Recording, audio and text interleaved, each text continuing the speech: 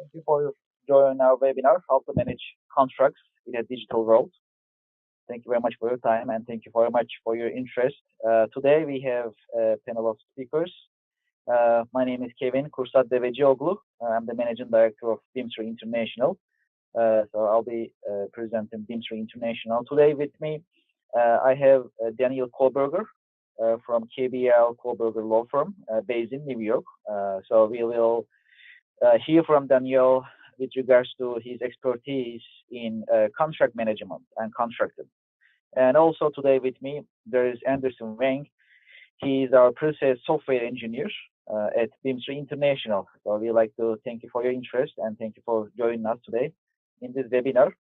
This is a live webinar, so please keep your microphones muted. And if you have any questions, please type your questions in chat box. We will address your questions during the Q&A session. So let me give you some brief information about BIMSRI International, about who we are and what we do, and then we'll connect Danielle and we'll learn about fundamentals of contract management. We are BIMSRI International. We are an enterprise software maker since 1998.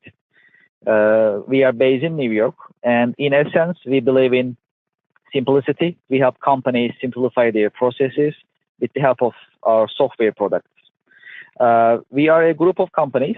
Our software development center and our global headquarters is based in Istanbul metro area, where the yellow dot is on the map.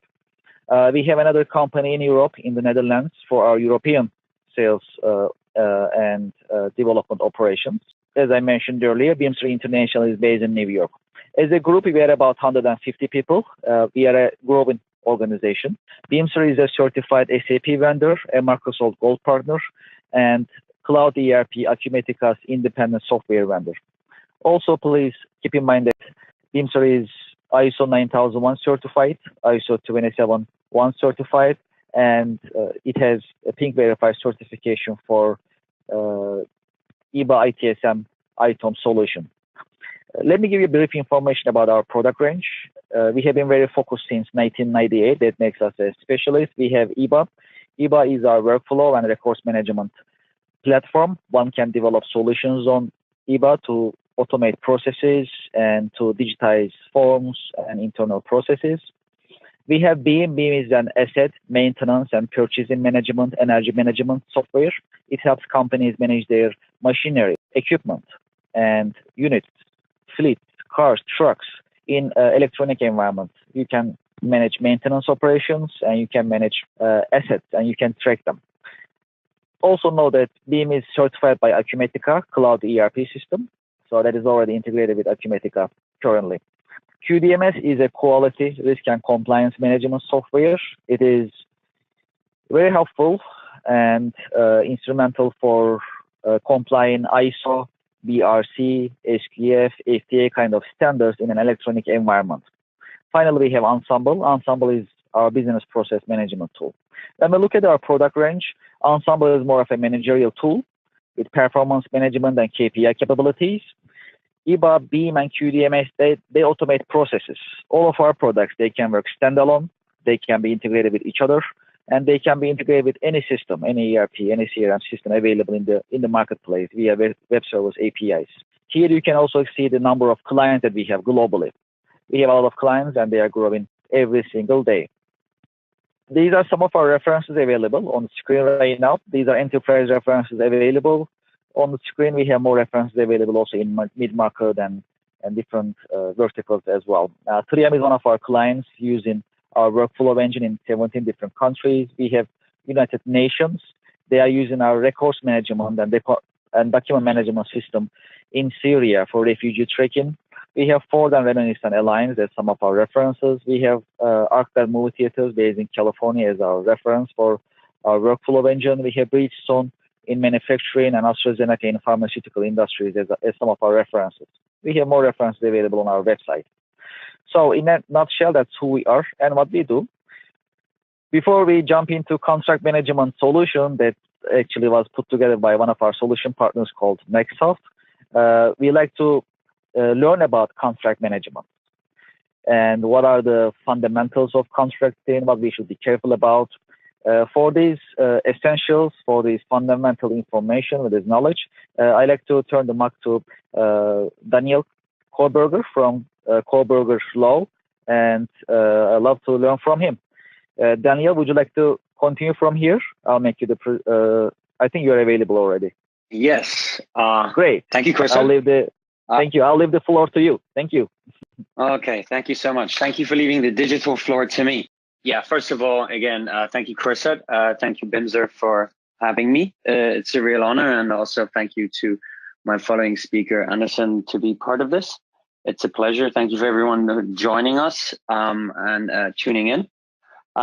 As Chris had briefly alluded to, my name is Daniel Kohlberger.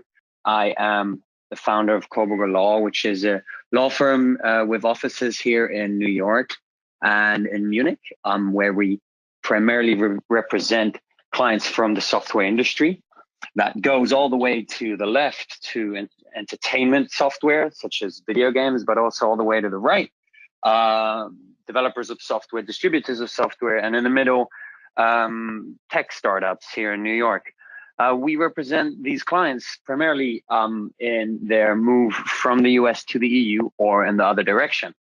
Now, we represent these clients in fields basically broadening from the beginning of their founding, from corporate formation and investment, as well as their day-to-day and their long-term transactional work, such as end-user licensing deals, B2B, distribution deals, and so forth. And we end with IP strategy that we conduct with the client together regarding protection, enforcement, and registration. Just briefly about myself, I'm US born, but grew up in Germany and the UK, and I'm licensed to practice law in Germany and in New York. Now, as Chris had already said, this panel is about contract management through software.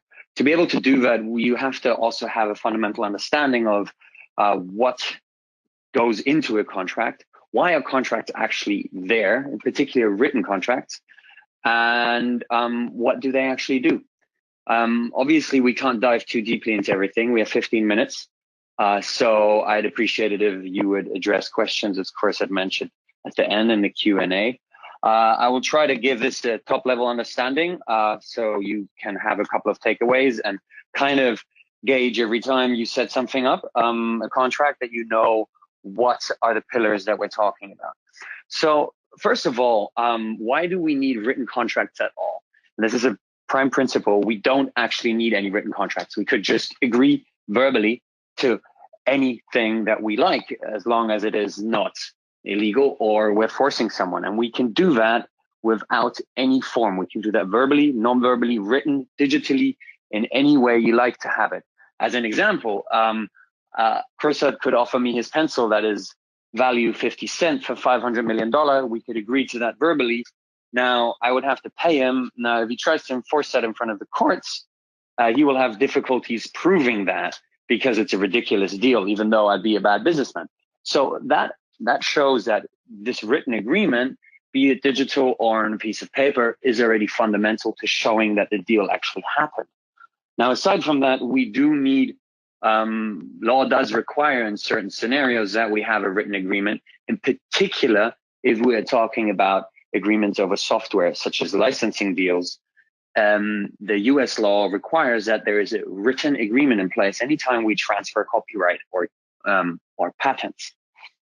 So aside from the necessity to show that a contract actually happened and that sometimes law requires it, the most fundamental benefit of a contract is that it gives you clarity and predictability as to what you should do and what you can expect other parties to do. Now, when you set up a contract, there'll be an abundance of terms that you're going to have to consider.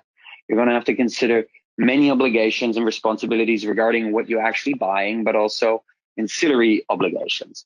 You're going to have to clarify who's going to take the risk for if something goes wrong and who's carrying the liability. Now, if you go through a contract, the decisive thing is, in the end, is that you're signing this and that you're going to be legally bound, and this can be enforced against you. And this brings me to the next just pillar of a contract in general, which is it gets you thinking about the deal you want to strike, because you're going to be legally bound by this. In essence, and this is kind of where I would like to kick it off for the contract management, is the contract itself can only be as good as a deal that you strike in the beginning. So you're going to have to negotiate and use your leverage and have certain tools and frameworks in place that allow you to actually set up a proper deal in the beginning before you go and draft the contract. So with knowing that, what does a contract just on a broad spectrum really do? So a contract does, in essence, and this is how you would have to also structure your management tool, does two things. It defines your obligations of you and the other party, and it allocates the risk if something goes wrong. So in simple, your obligations could be deliver a washing machine, and the other party, let's say the reseller, pays for it. Now, when I was talking about the deal structure is so important, I meant you're going to have to upfront, before you sign a contract, define what type of washing machine, what type of feature, and you're also going to have to define how is payment made. Is it upfront? Is it by schedule? Is it later been made? Is it are you going to pay by credit? You're going to pay by check? All these things have to be clarified, because these are the primary obligations that the contract is about.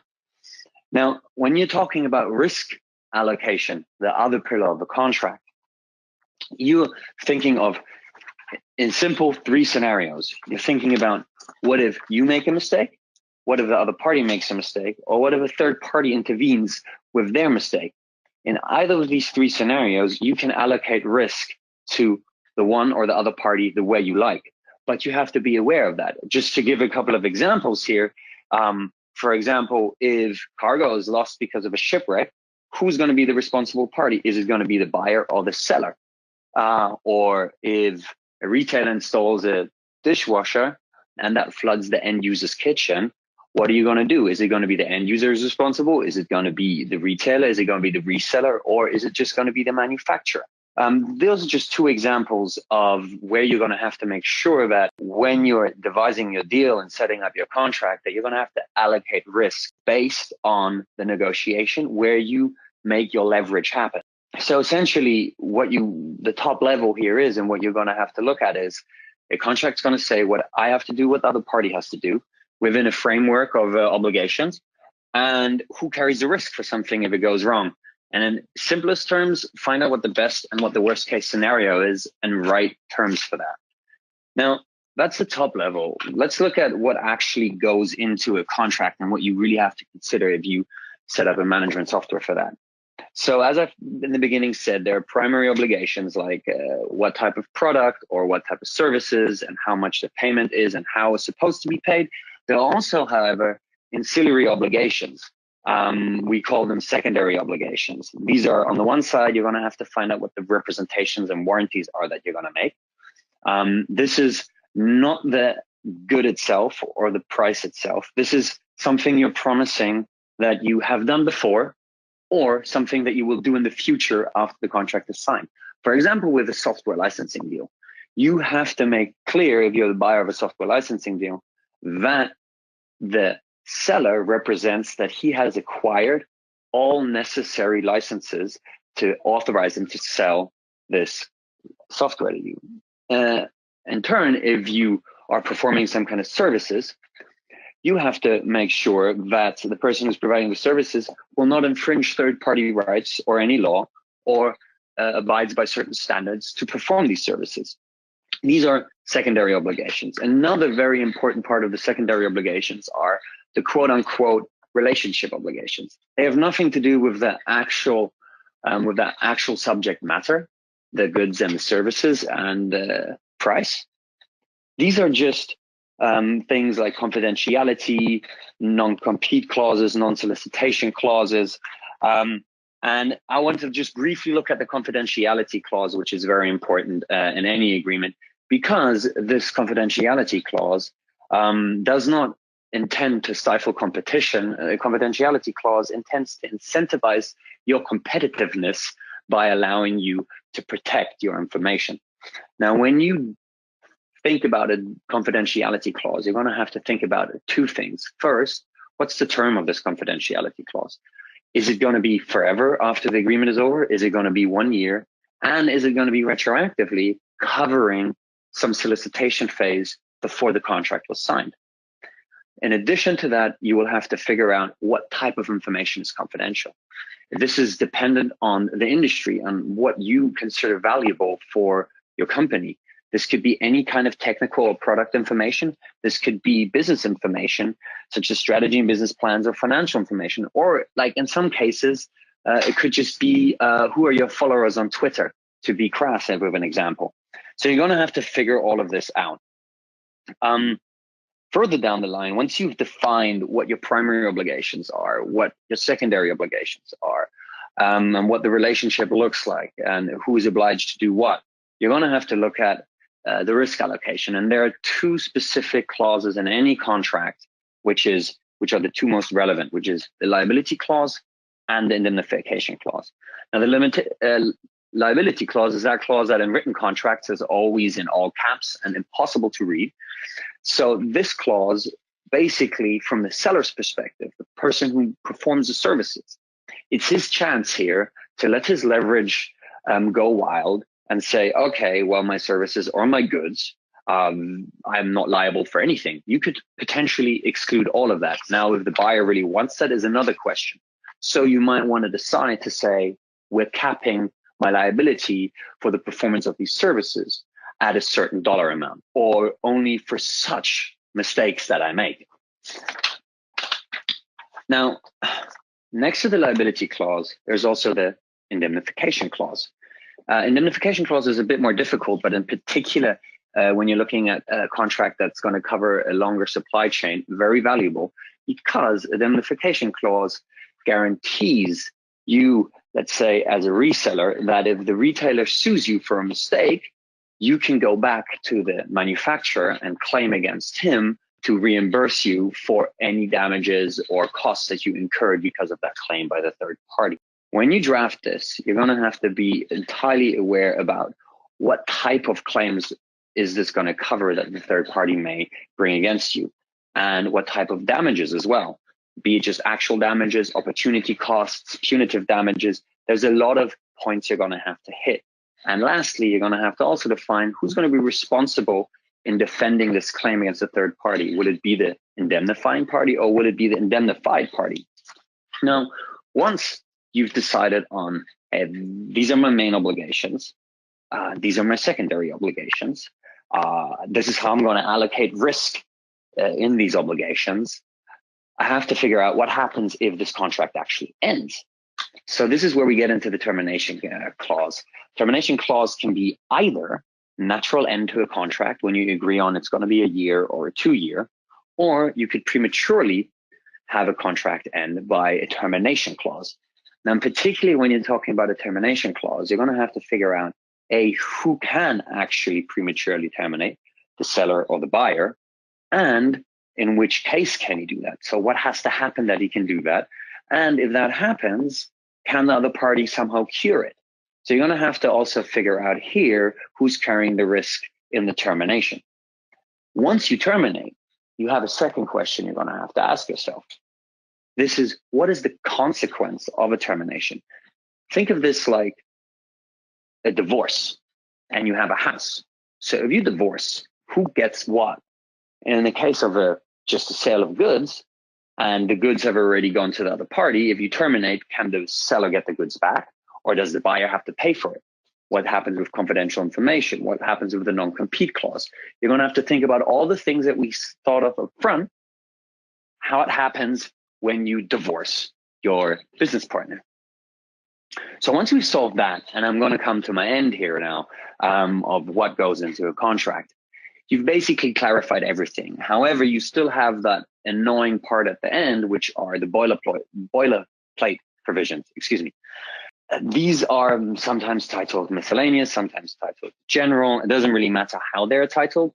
The decisive thing about these is they should not be boring. What I mean with that is here you agree with your business partner about excluding or including specific default law. So you can decide in the event that a dispute goes down, how is this dispute going to go down? And in the event that you sign the agreement, how is it supposed to be interpreted and read? And In the event that the agreement is signed, how does it affect the parties actually? So we look at dispute-related clauses in the boilerplate provision. You have to think about a lot of things again. Which law finds application? Which venue do you have to go to sue? Do you want arbitration? What type of remedies do you allow? Damages or injunction? Can you waive or permit class action suits or jury trials? And who pays for the attorney fees if one or the other party wins? When you look at the agreement-related clauses, you're going to have to consider things like, this is a business-to-business relationship. It's two companies. Who do you actually send a notification under the contract to that business? If you don't have that, it's just going to go to the general mailbox. So you're going to have to designate a contact person in the contract itself. You're also going to have to figure out, as of when is this contract binding? Who is it binding? Is it just binding this party? Is it binding agents? Is it binding successors in the event of a merger or acquisition? You're also going to have to think about, can this be signed electronically? If you, for example, put in it has to be in physical writing and you have a digital contract, you can't actually sign this contract digitally. If you can also include, it can be signed by counterparts, or both parties have to be present at the same time, or they have to do it in front of a notary. Now, as you see, you're going to have to clarify a lot here because this will determine how you can use your agreement. I will finish off with a brief takeaway, and thank you for your attention here. The most important thing when you're devising any kind of contract management software is that you're aware of the fact that you have to clearly define your obligations and the risk, as I was stating before. However, don't ever sign a contract that was not negotiated to flesh out a fully fleshed out deal. And within this negotiation, make sure that you let your leverage that you have dictate the terms and not any kind of default law. I apologize for having talked as a lawyer for 15 minutes. I appreciate your attention and thank you so much, Corsa, for giving me the time. Thank you. I appreciate it. Thank you very much. Well, great insights and very important information that we all need to know as we are in business. Much appreciated. So please, if you can stay with us, at the end, we'll have Q&A session. If there is any question about contract management, fundamentals of contract management, you can address it. That's okay. Thank you very much. So this solution, EBA Contract Manager, is based on EBA platform. As I mentioned earlier, EBA is our workflow and document management platform, and it's been built on top of this platform basically, and it's built by our solution partner Nexaft. Now I like to turn it to Anderson Wang, Pre-Sales Software Engineer of Windsor International, our own, and Anderson will take it from here. He'll be presenting you Contract Manager, what it is about, what is the scope of it, and he'll be sharing you a brief demonstration. Please keep in mind that please keep your microphones muted. If you have any questions, you can type it in the chat box and then we'll address it for you. Anderson, would you like to take it from here? Excellent. Wonderful. Thank you. Let me first off thank Kevin for giving the company presentation, running this webinar. Also, thanks to Daniel Koberger for giving his insights on the fundamentals of contract management and what all of the logistics behind a contract is about. Also, thank you everybody else attending this webinar for taking the time to listen to what we have to say. So my portion of this webinar, I will be talking about the contract manager. As mentioned before, it is a solution idea by one of our solution partners, Nexaft. And this solution idea is powered by EBA. So later I will show us how it actually runs in practice within the system of EBA. To introduce the contract manager, we'll list a few key features at this slide. What's great about the contract manager is that it is a digitalized way of having your forms pass along the internal approval processes. That's to make sure that a contract, before it is being signed by a vendor, for instance, is properly approved by the head of purchase or any heads of departments like financial department, for example.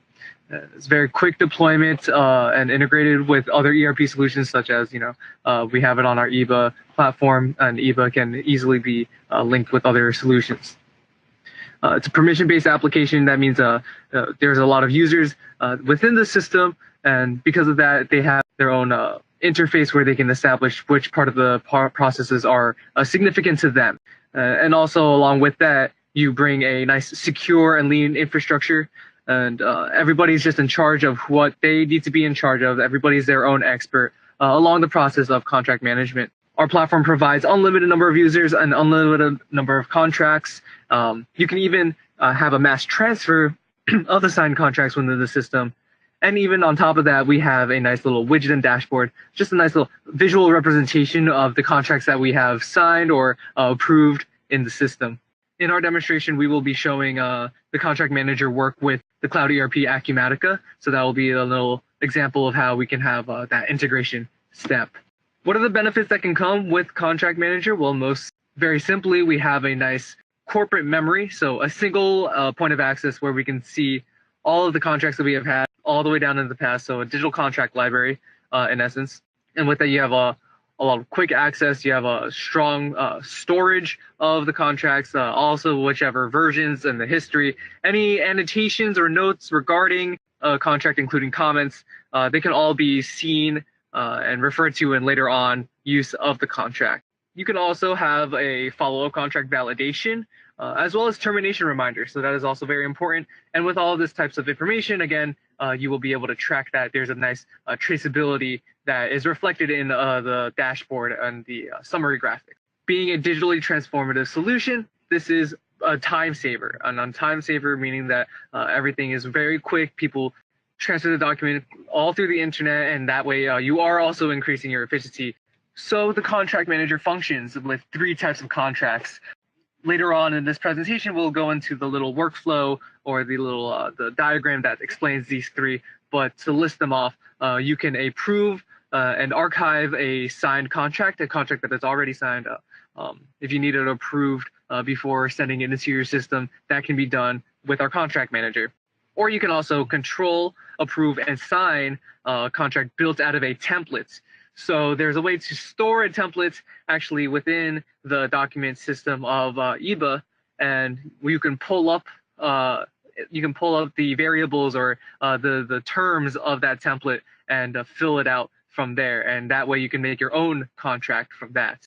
And there's also the way to create, control, approve, and sign a contract from an entirely new document, and this will involve offering a draft. And as it's going through its approval process, people can make the draft more secure, succinct, and exactly for the task of what the document is for. And at the very end, the creator of the documents will approve it and bring up a more official copy, a signed form of that contract to be sent to the system. So each of these contracts, there are specific concepts that need to be established, and these are the vendor details and the purchasing order details, contract details, penalty terms, and warranty terms.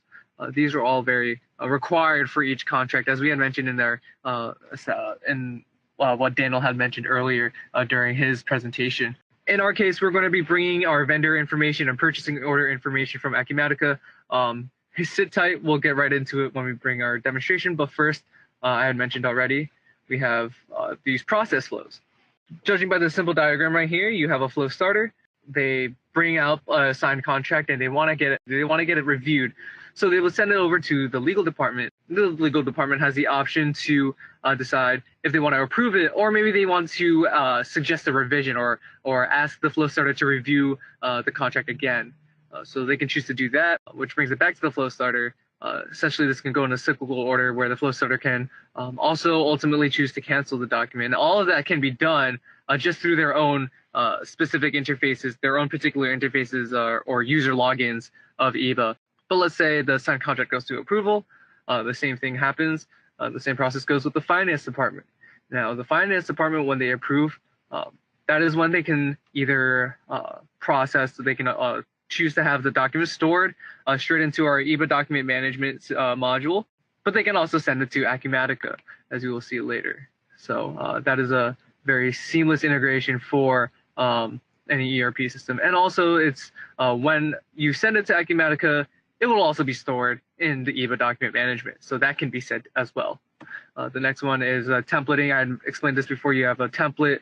You use the template to adjust it, prepare it, all the way up until the part where before you want to send it to Acumatica or put it in your document management, you can actually send it to your vendors, or you can ask for internal signatures.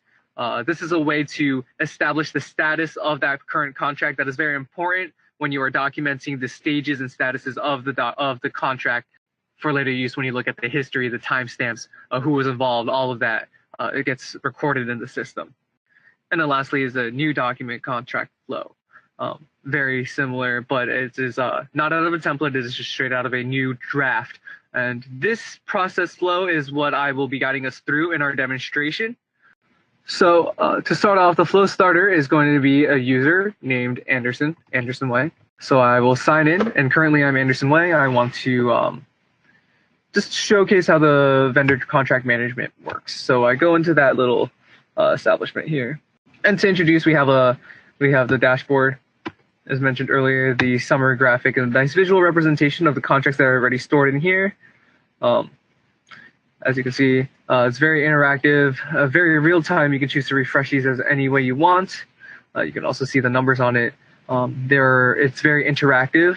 Let's say if you want to see only the completed contracts, you will see them here, also by their contract types categorized as such. So that is a little showcase of the summary graphics.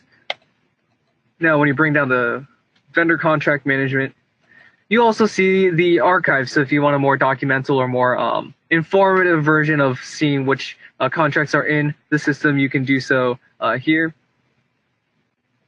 The contract archive is the overall contract, so you can actually scroll all the way down and see the processes or the statuses of those, whether they are approved or in preparing. And you can search in here across multiple fields. So, and also these fields you can be readjusted, dragged and dropped in that matter. So you have full customizability on how you want to maneuver through your archive. So we have the general contract archive, we have the signed contract archive, which is the ones that are completed contracts that are sent into the system, or maybe Acumatica, for instance. And we also have the template caption map. So this is in relation to the template that you use when you are creating a templated contract. And this is in correlation to a template that is already stored in the document management system. And then this dropdown is the parameters that we will be using. So we have the contract types as listed here. This is within the system of EBA. The approvers, these are the people that will be coming into play as we run through our example. These are going to be Anderson, Emily, Lily, and Oliver. As Anderson, Emily, Lily, and Oliver, yes. The vendors and purchase orders for our demonstration, they are going to be coming in from Acumatica. And lastly, we have a customization map, and these are just nice little toggles that you can use for designing your contracts, because these are very important types of fields. Right, so now we will create our form. And again, we're following this backbones design right here. So it is a new contract. I'll go ahead and say new documents, and it'll prepare that kind of layout for us. When we click into vendor IDs, this is coming in from Acumatica, right? So I want to say use this vendor. This is our example vendor, CW Internet.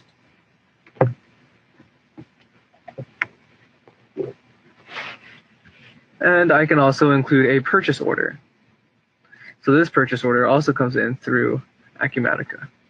And I want to say, let's say, purchase order number 67. Everything gets filled out from there. Now you set up your dates, because the dates of the contract are important, of course. You have the option to choose your activation date as well as the expiration date. So we will date this forward, let's say a year.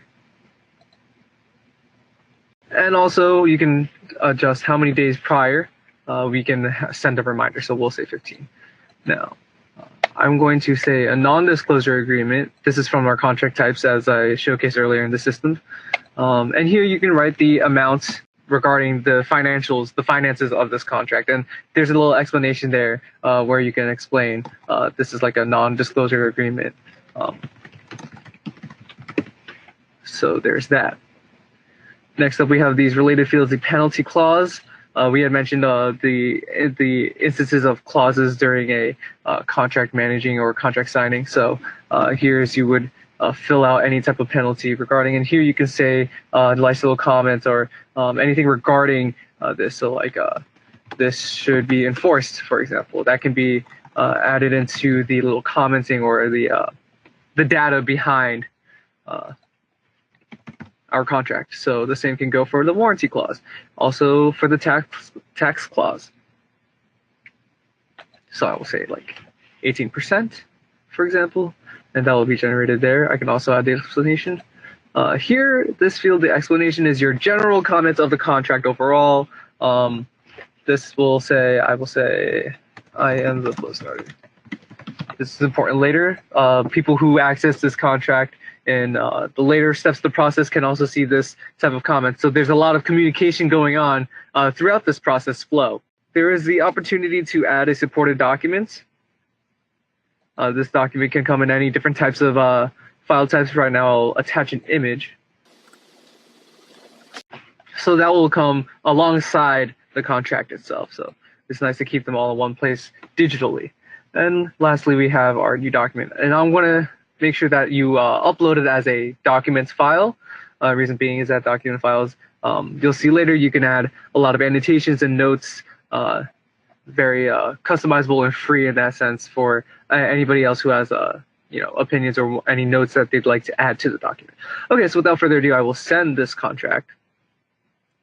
After the preparation, it will alert to me that it has gone to Emily Brown, the head of purchase. So now we're at the next step of that workflow, right over here. So allow me to log out and come in back into EBA as Emily Brown.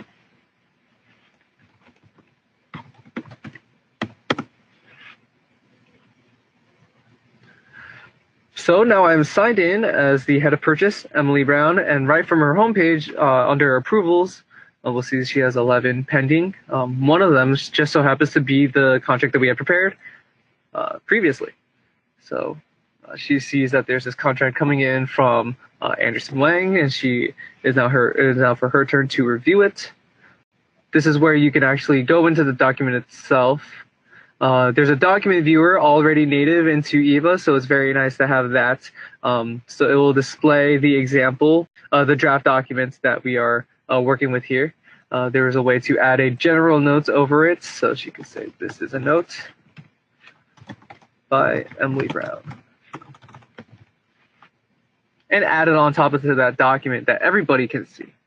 So that is nice. Keep a little discussion or back and forth regarding the document. There's also a way to give an annotation. So this annotation view is a way for you to actually make finite comments based on the contents of this document. And now I take the text annotation right here, and let's just say I take the title. I can add the annotation here. This is an annotation on the title.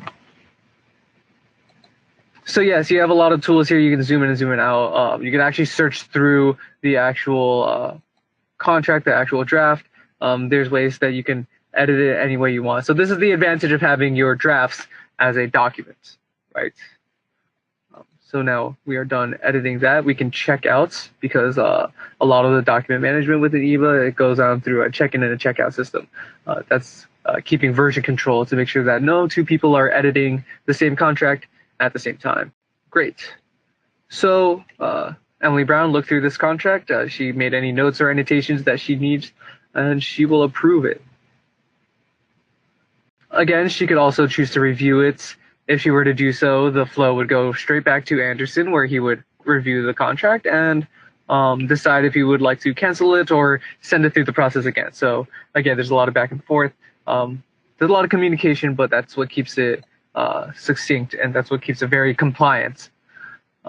Great. Now the history tells us now we are waiting on the head of the legal department, Lily Henderson.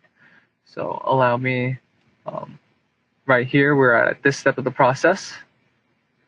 I will log out and log back in as Lily Henderson.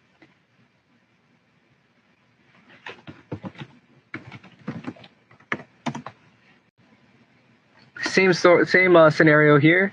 We are going back into our pending tasks. We see the contract that we've been working on in this demonstration. This is where the head of the legal department needs to make sure that this goes with under whatever she is in charge of regarding this contract, and make sure that everything is compliance, right? So that is her task, and she can always go through and add her own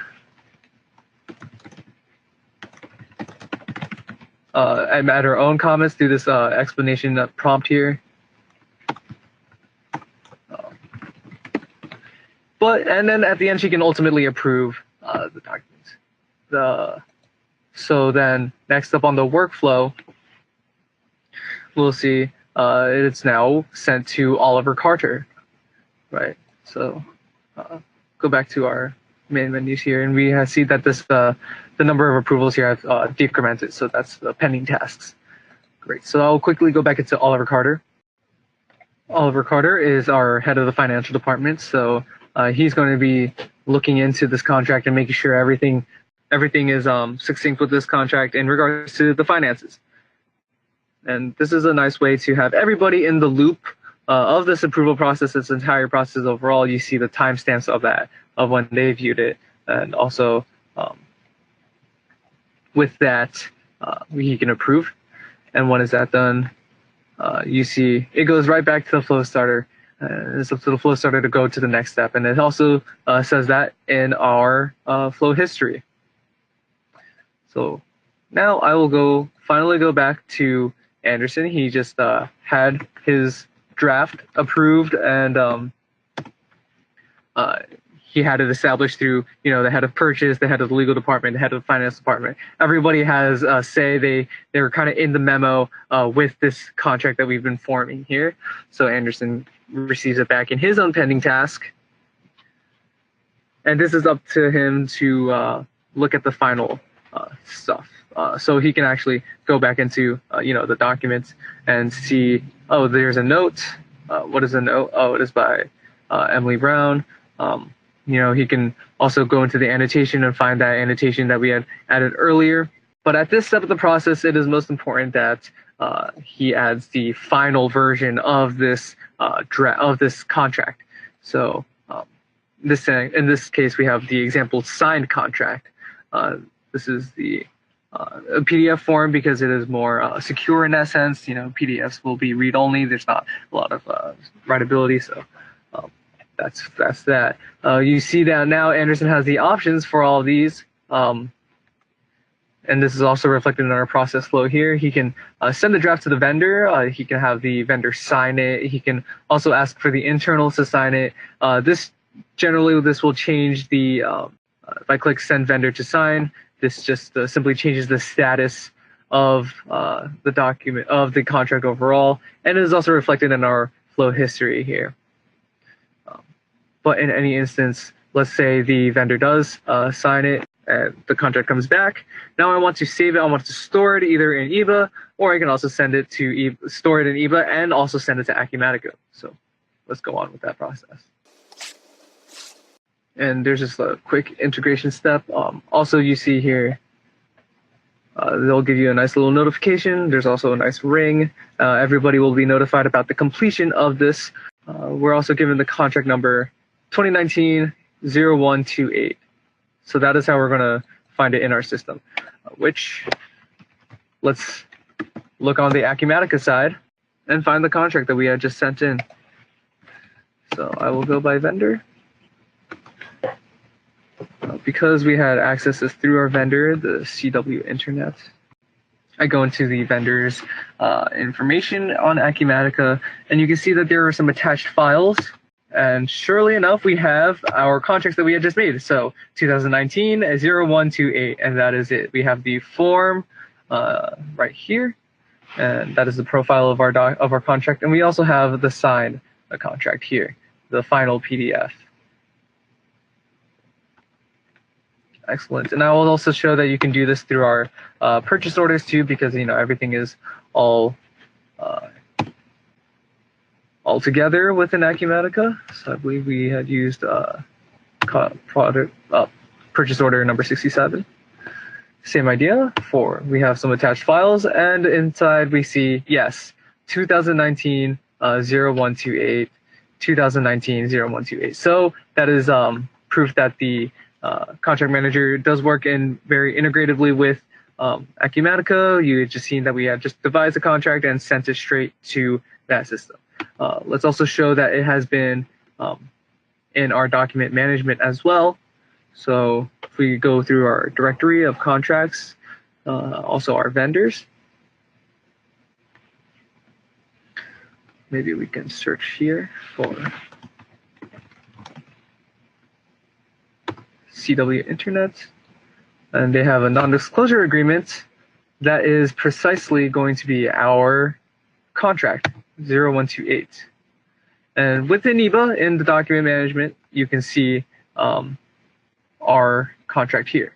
And there's also a lot of other metadata here, such as the profile, which is the form version, the form layout of this contract. There's also contents. Contents will point to the draft or anything regarding that. The draft will be under relations. So, and they also give you the nice location on where you can find that within the system. And lastly, there's also the attachments. If you had remembered very early on in the step, we had an attachment here. I can click into that, and sure enough, that is the photo that we had attached to this contract. Yes, and also there's another way to access it. Again, we had explained earlier the archives. If we go back into our signed contract archive, it should also be there as well. So this is to prove, yes, 2019 0128. This is to prove that once you devise a contract regarding any flow, just like the one that we had done here, the new contract document flow. Once you go through that steps, everybody gets involved in the contract. Head of purchase, legal department, financial department, back to the flow starter or whoever's creating the contract itself. He has the option to then send it to the vendors to sign, or ask for other types of signatures for this contract. And lastly, send it to any pre-existing ERP systems such as Acumatica, and also have it stored within the document management of EBA, as well as the archives within the vendor contract management. So that was a little guide through of this type of new contract document flow, and that is that will conclude my demonstration of the contract manager, powered by EBA, our EBA transactional content management platform. And that brings us to our Q&A portion of the webinar. Thank you, Kursad. Thank you, Kevin. Thank you, Daniel, for your time. And thank you, everybody, for listening to this portion of me explaining the contract manager.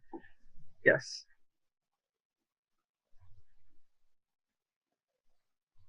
Thank you, Anderson. Great presentation, great demonstration with regards to contract manager solution powered by EBA, made by Nexo. And that's great. We learned many things about the scope of the solution, and we see how it actually running with the cloud ERP Acumatica. So we presented the product, we demo it. I think it's great. So this is our Q&A session. We'll address your questions. I have some questions already that I have received. So I'll be sharing these questions with our speakers. Just know that we keep the contact information on the screen right now. So for future reference, after this webinar, if you like to get in touch with us, with any of the speakers in our panel, please feel free to reach out and connect us for further discussions, or if you have any questions that you'd like to share with us. So we'll keep the contact information on the screen for a while. So some of the questions I have received is, can this solution, EBA contract manager, can it be deployed on-premise and also public clouds such as AWS? Yes, this is a good question. And to answer that, yes, EBA can be run on cloud. Just like many of our other products with Binzer International, we have been focused on our 4 products, and each of them can work on-premise or on cloud. So if that answers your question, yes, EBA will work on cloud, and you can also manage your contracts with that type of system. Thank you. Thank you, Anderson. Another question. So I see EBA contract manager is connected to Acumatica. You have showed the integration. Can it be also working with other ERP systems such as Microsoft Sage, etc.? I think I can address this question. Yes. I mean, naturally, the contract manager is developed on EBA platform, and it can work standalone, and as well as it can be integrated with any ERP system actually. So that is the case. In this particular case, we are an official independent software vendor of Cloud ERP Acumatica. So we made the integration with Acumatica, and we present it to you, and we demo the integration and how the product is working with Acumatica. However, for any other projects, of course, we can also make some adjustments, and the solution can also work with another ERP system available. That is not a problem for us. Thank you for this question. So it shows the capabilities of our solution and our basically flexibility. Is there any mobile app available that I can run this solution for me to manage our contracts or for approvals and such? Maybe Anderson, you can address. What do you think? I'm sorry. Could you repeat the question? Absolutely. Can I use any mobile app to enjoy the benefits of the solution? Is there any mobile app available for approvals and contract management purposes for this particular solution? Yes.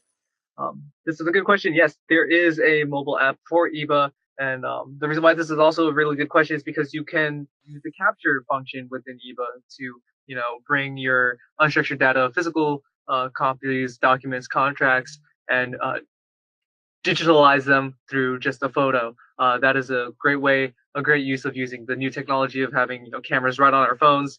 You can easily transition to having a physical documents and digitize them through EBA. Yeah, thank you. Thank you, Anderson. I have a question with regards to contract management fundamentals. Daniel, it looks like it is for you. So,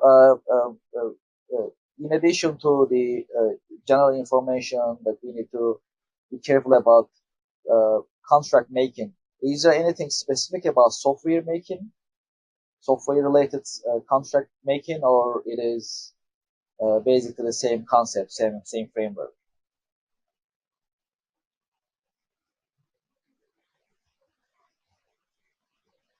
Daniel? Yeah, sorry. I just said a short. Give me 1 second. I have someone coming out. Meanwhile, we can continue with other questions. Can Acumatica or EBA manage line item contract details? It can push updates to the ERP system. Well, the solution is originally designed for ready-made contracts. However, to manage the content of the contract, that is also possible in the document management part of EBA, which is also included in this solution. So my answer is yes. The line items can also be managed within the contract. So and it can also be pushed to the ERP system, or it can be kept within EBA. So that is absolutely doable with the capabilities of EBA platform. It is not a problem. Great question. Thank you very much. Let me see if Daniel is with us or he's. Yes, Chris, sorry about that. Not a problem. Yes, no problem. Thank you very much. Very. So, could you repeat the question? Absolutely. When you make any contracts in software industry, is there anything specific that one needs to be careful about, or the same framework is still? Good question. Very good question. And yeah. So first of all, the difficulty of diving into contract management from a legal perspective is obviously that you can make a contract more efficient, but at the same time, you're going to always have to take all the steps. So what I believe is the real benefit of a contract management software is facilitating and expediting the processes between each of these steps that I was saying, like we saw in the presentation by Anderson, is making approval processes more efficient, making signatures more efficient, making it more efficient for people to annotate or look at versions. However, it is nearly impossible to make the law itself more efficient. So when you're creating such software or using such software, you will always have to go back to asking yourself why you're actually doing this and always review everything. So it is difficult to answer your question to say you're going to have to be prepared for this or for that. What you're really going to have to be prepared for is that the software will not be able to replace your decision process. It will be able to replace the between decision making is what is going to replace. So as an example, if I send you a contract, Corsat, and it takes you, as an example, 3 days, and it's in your inbox until you see it, that 3 days, the management software can do within seconds. So that is, for me, with contract management, the huge benefit. However, you're still going to have to make entirely sure that your decision process aligns with what you're clicking with your mouse. That's kind of my perspective on that. I hope that answers your question, and if it doesn't, please further allude to what it was. Thank you, Daniel. Thank you very much. Well, especially contract manager is very important in a way that you need to manage the versions of contracts, and you need to also make sure who reviews it and who approves it.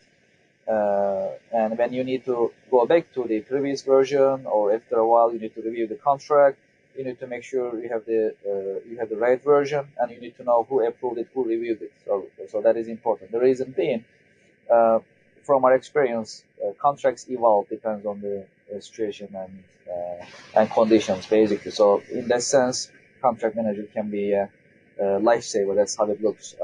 And that's also a great question. Thank you very much, Daniel, for addressing it. Yeah, I'll just briefly, just to continue on the versioning. Sure. So I'll give you an example of how this works if you don't have a contract manager. So let's say you and I, Kurt, said we have a contract to discuss, and we have another party that this contract is with. We're going to end up on my computer having 10, 15, 20 different documents of exactly the same. This is highly inefficient. Now, at the same time, you can, if you use a contract management tool that manages the versions, you're going to have to watch out that, and this is a classic issue with versioning in general, is that not just people working it at the same time, and that these versionings are consecutive, that it's clearly displayed. And this is a question for the software developer to be able to clearly display the versioning, that no one makes a mistake when they edit these. Thank you, Daniel. Yeah, absolutely, that's very important. And it's also heard from you as an expert in law and practicing it. It also shows the importance of it. Well, the good thing is the solution has arrived, and we have EBA Contract Manager, and from now on, all these companies can use the Contract Manager. So that is the idea, I believe, here. So thank you very much for the insight. Appreciate it. Looks like I have covered all the questions so far, and it's been a great webinar and great attendance. Thank you very much for your time, and thank you for joining us. As I mentioned earlier, this is our contact information on the screen. If you have any further questions, if you'd like to continue this conversation, please feel free to contact us, and we can address it. So we have presented you EBA Contract Manager for Acumatica. It's tightly integrated with Acumatica, powered by EBA and made by Nextsoft. And we are looking forward to our coming webinars to share more information with you. As you know, we have webinars every single month that you can follow us, and you can also learn more about our solution and software products that's available. Also, please know that we're gonna put our recording of this webinar on our YouTube channel, which is also very active channel that we use, and we keep it active regularly. Please subscribe our YouTube channel as well, and so that you can be the first one who's gonna watch our webinars. Again, thank you very much for joining us, and looking forward to seeing you in our coming webinars. Thank you. Have a nice day.